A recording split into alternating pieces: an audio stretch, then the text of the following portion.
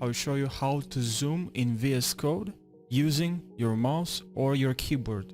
So it's very simple. As you can see my VS Code here, and I have a project, but it looks it's not can't work like this. So just tab on Control and plus. So look on where you have the numbers. There you'll see like minus and plus, and also Control. So tab on Control and minus, and now tab on plus. Sorry. Okay, let me select.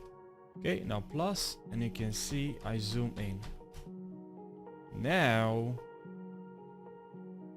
let's actually start our project, because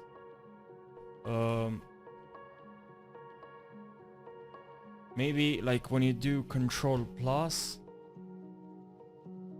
maybe I don't want the bars, or I don't know what they're called. I only want the code to zoom in. So just hold Control and now use the on your keyboard, on your mouse. You have the left and the right, but you also have in the middle this I don't know what it's called, this reel, I don't know what it's called, but yeah, just move it, and now only the code, because believe me guys, that's what I was really looking for when I started learning to code. I really want only the code, not this. Okay, I don't know what they're called, but yeah, now you can code and it's zoomed in.